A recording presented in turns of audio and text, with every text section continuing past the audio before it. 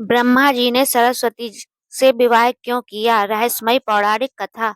ब्रह्मा जी ने सरस्वती से विवाह क्यों किया? एक रहस्यमयी और आध्यात्मिक कथा। सृष्टि के आरंभ में जब न आकाश था, न पृथ्वी, न दिन और न रात, चारों ओर केवल शून्य और मौन था। उस मौन में पहली बार जो चेतना जागी, वही थे सृष्टि के रचयिता भगवान ब्रह्मा। ब्रह्मा जी ने तपस्या करके संकल्प लिया, मैं ऐसी सृष्टि रचूंगा जिसमें ज्ञान हो, मर्यादा हो और जीवन का उद्देश्य हो। लेकिन जैसे ही उन्होंने सृष्टि की रचना आरंभ की, उन्हें एक बड़ी कमी महसूस हुई। पृथ्वी पर प्राणी तो उत्पन्न हो रहे थे, पर उनमें बुद्धि नहीं थी, विवेक नहीं था और वाणी नहीं थी। तभी ब्रह्मा जी के मुख से एक दिव्य प्रकाश प्रकट हुआ।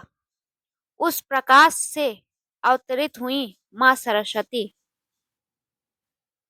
ज्ञान, संगीत, वाणी और विद्या की देवी। उनके हाथों में वीणा थी, मुख पर करुणा और नेत्रों में गहन शांति। उनके प्रकट होते ही सृष्टि में पहली बार ध्वनि, शब्द और अर्थ उत्पन्न हुआ। ब्रह्मा जी ने कहा, हे देवी, आप कौन हैं?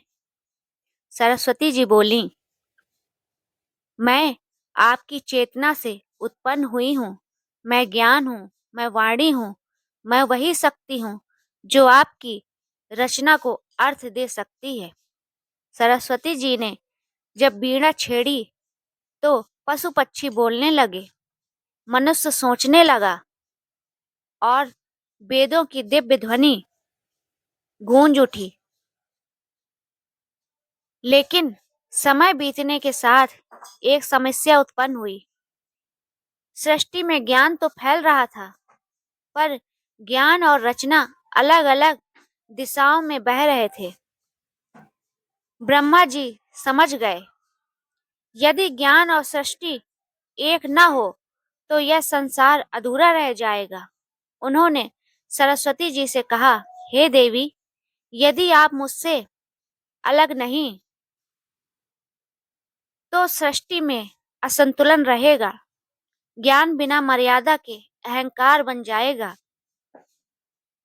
सरस्वती जी बोली, और यदि रचना बिना ज्ञान की के हुई तो वह अंधकार में डूब जाएगी। तभी ब्रह्मा जी ने एक दिव्य निर्णय लिया। यह निर्णय वासना का नहीं, सृष्टि के संतुलन का था।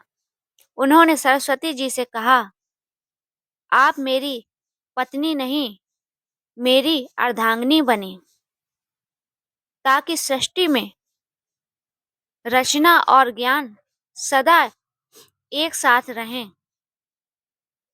सरस्वती जी ने भी यह सत्य स्वीकार किया कि जब तक ज्ञान सृष्टि से जुड़ा नहीं होगा, तब तक संसार दिशाहीन रहेगा। इस प्रकार ब्रह्मा और सरस्वती का विवाह हुआ। यह विवाह देह का नहीं, चेतना का था। यह विवाह इच्छा का नहीं, कर्तव्य का था। इसी विवाह के बाद वेदों की रचना हुई, शिक्षा और शास्त्र बने, संगीत, कला और साहित्य जन्मे और मानव को सोचने की शक्ति मिली। लेकिन एक बात बहुत कम लोग समझते हैं, यह विवाह केवल एक बार हुआ।